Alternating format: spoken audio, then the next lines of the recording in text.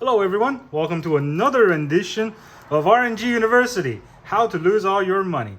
Here is Commander Legends, Dungeons and Dragon, Battle for Baldur's Gate. Alright, so we're going to open another collector box. Last one actually did quite well, to my other surprise. So let's see if we can repeat that, or we're just going to get wrecked. So we'll see what happens. I think the cops are out there after me already. They're saying that I got too much value last time, so they're gonna arrest me for that. So yeah, here is Battle for Baldur's Gate 12-pack Commander, Commander Legend 12-pack collector box. Absolutely insane that there is no box topper, top loader as I called it, for this set. Just ridiculous. I mean, at least give us one of those crappy, like Gala greeter, but nothing. And the set is just absolutely ridiculous. There's no good cards. Everything is trash. No one wants this. Let's see what we pull, right? So starting with the first pack. I actually don't believe any of that. I think this is a pretty good set. Honestly, people are going to look back and find something crazy in this navigation, or putting that in my gate deck. They just have some like gate help in this deck, which is definitely something you wanted. We got Kaga. But these cards are kind of curled a little bit, which is not what we wanted. Rasa, Scion, that's our Etch. Morphic pull. All right, so first pack we got the Battle Bond Lens. I think that's what they're called. Yeah, it's good. Good land card. I'm gonna put it on the side. Loot Dispute, Earthquake Dragon, good dragon card. Raphael, Etch foil. We got Gorgon, Wise Mentor, and oh, look at that, first pack, Archivist of Ogma. Fantastic card. I actually went out and bought a bunch of these, right after the release when they were like 10, 12 bucks. This card is amazing. This card is insane. Like, basically if you play at any power level above 7, there's going to be a bunch of fetch lands. So, whenever you're pulling fetches, you get one life and draw a card. That's already good. And now compound with that any sort of tutor effect and just, an insanely good card. All around. And then we got a GOAT. Best card in the set. I bet he's got a shoe. Who cannot like that? Huh? So, yeah, amazing first pack. We got fantastic value, to say the least. But also we got some very good cards to play with. That always appreciated. So, when you're buying Magic cards, you want to think about not just the monetary value, which everyone thinks about, but also how fun it is to play with. And some of these cards are very fun to play with. So, here's some comments. Oh, look at that, Lightning Bolt. That's, I don't know what I was doing. So, commons and uncommon, I'm going to stack them together. But we got a Lightning Bolt. That's pretty good. Kaga again. Our Etch foil is Irinus Gloomstalker. Look at that, very gloomy. Return target land card from your graveyard to the battlefield. Okay, not that good. And then we got Gale, Oprah's friend. And when you cast an instant sorcery spell from your hand, you may cast up to one target card of other type from your graveyard of the other type. Okay, so if you cast an instant, you can cast a sorcery. If you cast a sorcery, you can cast an instant. That's so like weirdly worded, but it's probably something fun to play with. Multi-class Baldric. That's just a funny name. Try to pronounce that 3 times fast. Multi-class Baldric. All right, I'm not even sure that's how you pronounce it. Equip party. Basically, depending on the party member, it will have a different ability. Equip that on a if you control a cleric. So if you control full party, this is a crazy equipment. That's basically what it does. All right, then we got the White Plum Adventurer. All right, so when White Plum Adventurer enters the battlefield, you take the initiative. At the beginning of each opponent's upkeep, untap a creature you control. And if you complete a dungeon, untap all creatures. It's not that good, but, with nice flavor and all. And then we got Etch foil, Will, Blade of Frontiers. One of those, choose a background thing.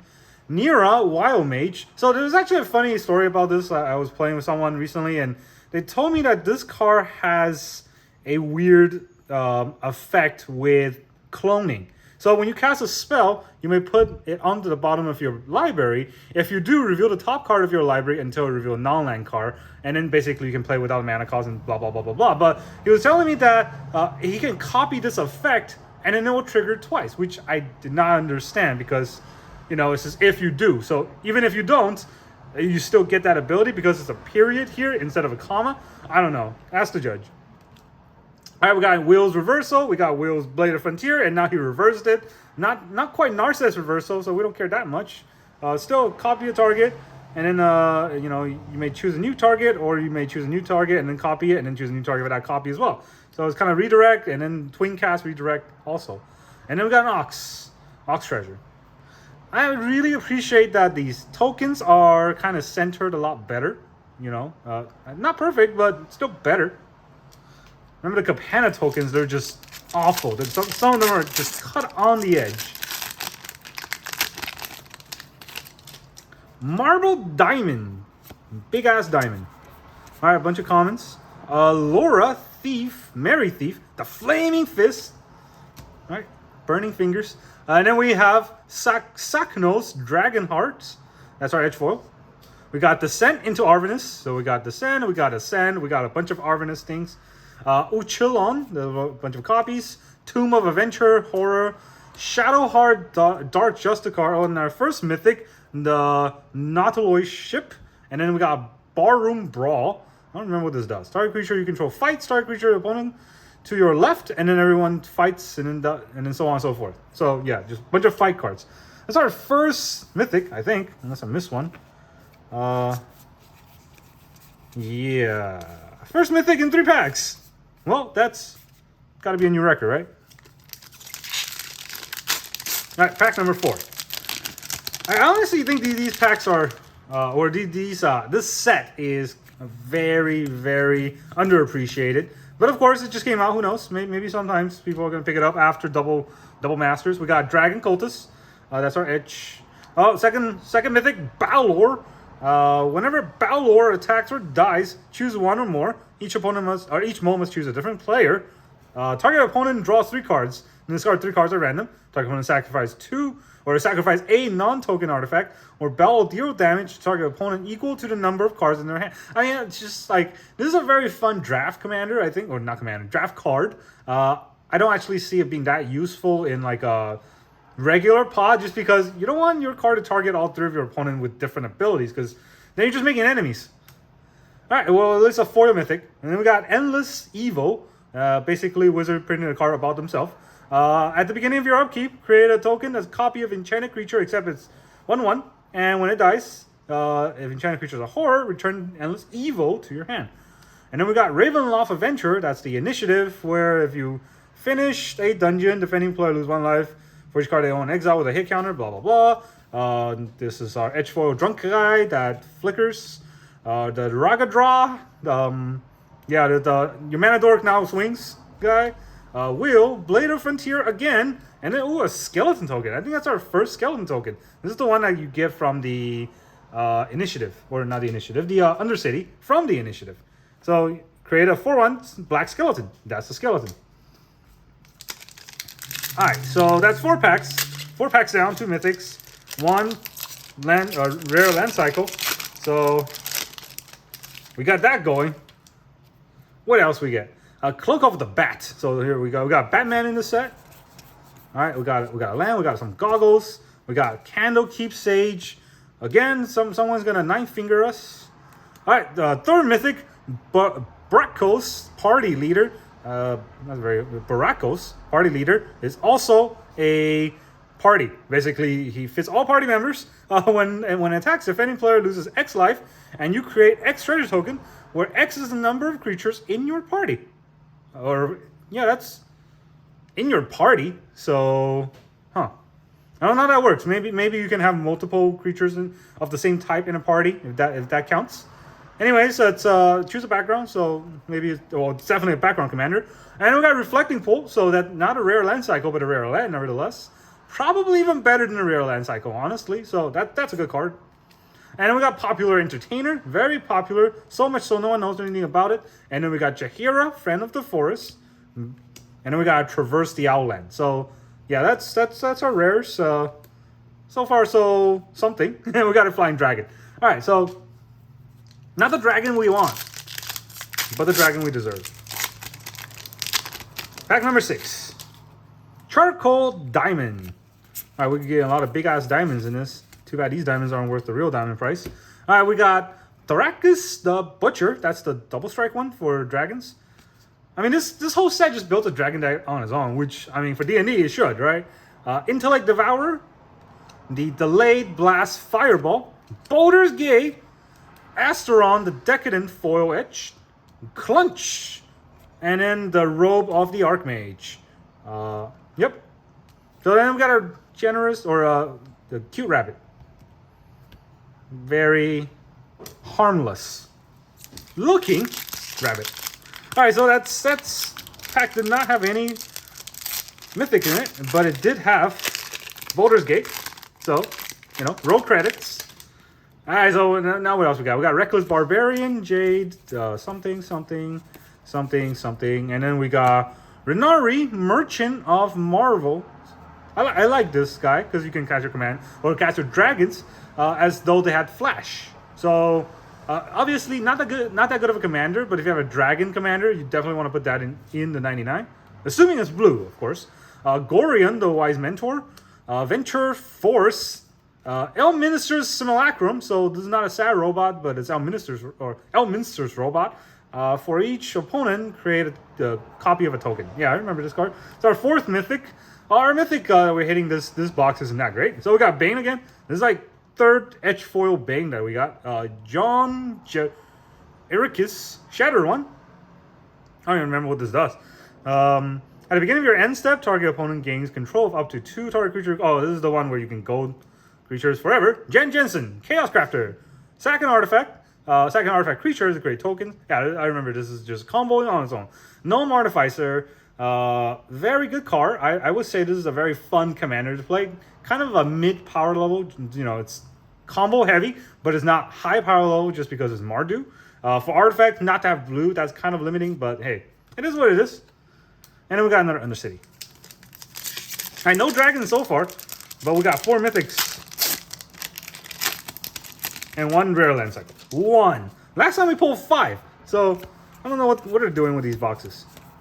Alright, we got another big ass diamond. And then a Dungeon Delver. Lazil Acrobatic.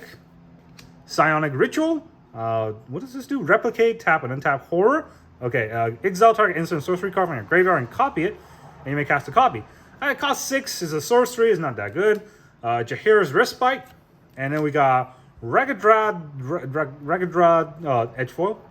So that's the Manadork commander. And then we got Baba Saga, Night Witch. This R looks kind of creepy. I don't know, maybe the 4 one will look better. We got Intellect Devourer. It's devouring my intellect as we speak. Can't pronounce words. And we got a Diamond. Alright, so we got like a lot of different varieties in the tokens, which I guess there's that going. You know, we can't win every box, and we can definitely lose in a bunch of these boxes.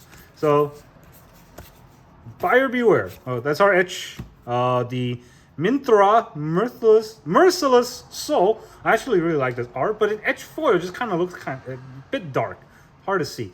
All right, so this is the War X, where X is the number of experience counter you have. So we got another experience counter commander.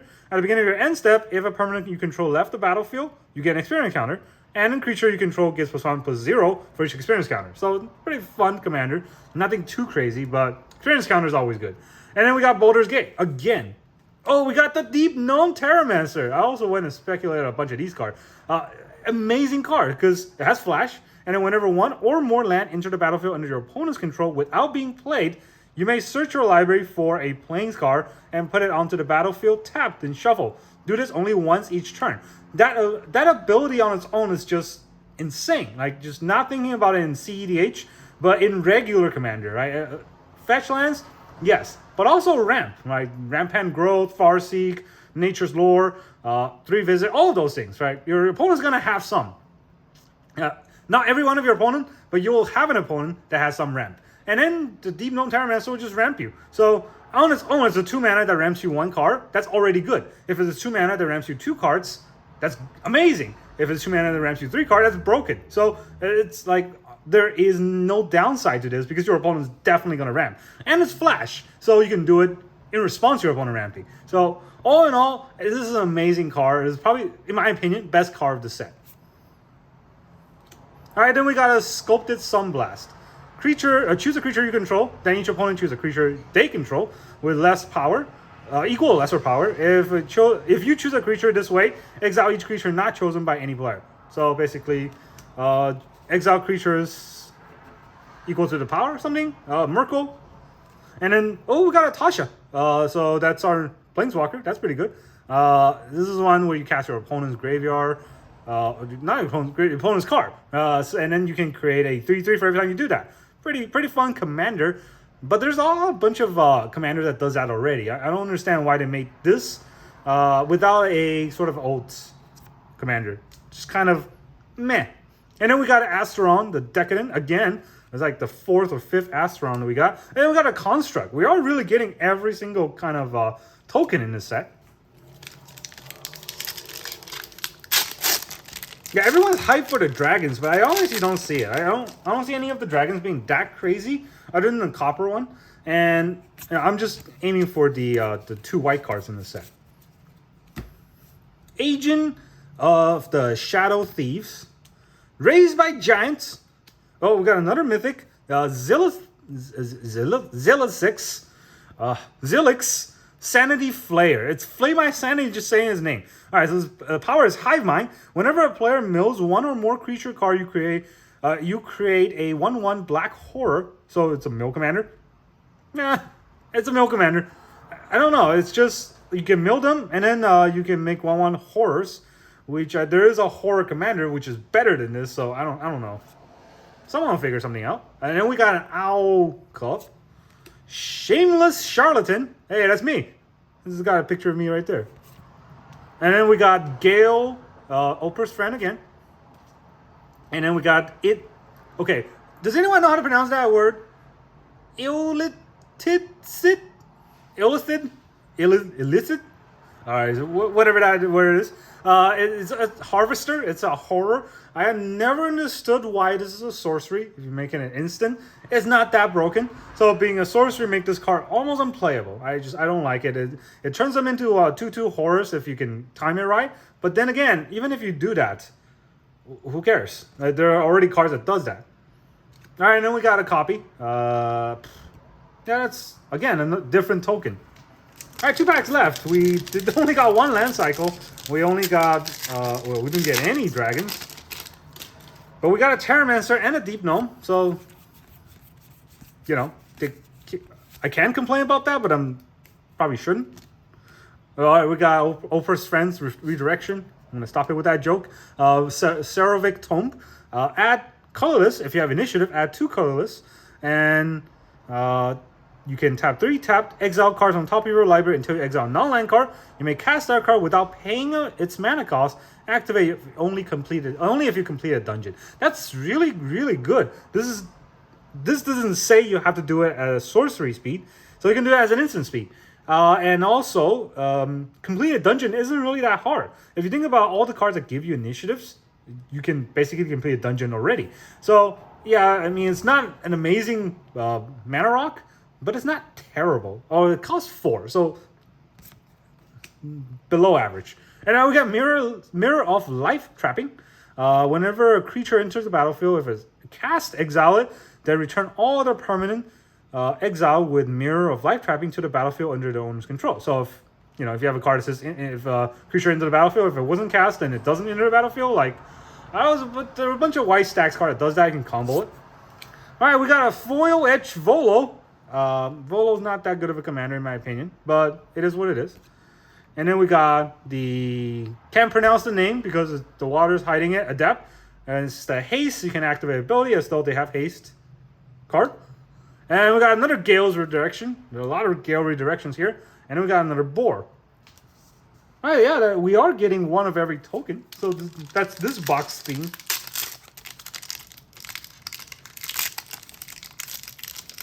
All right, last pack. Very last pack.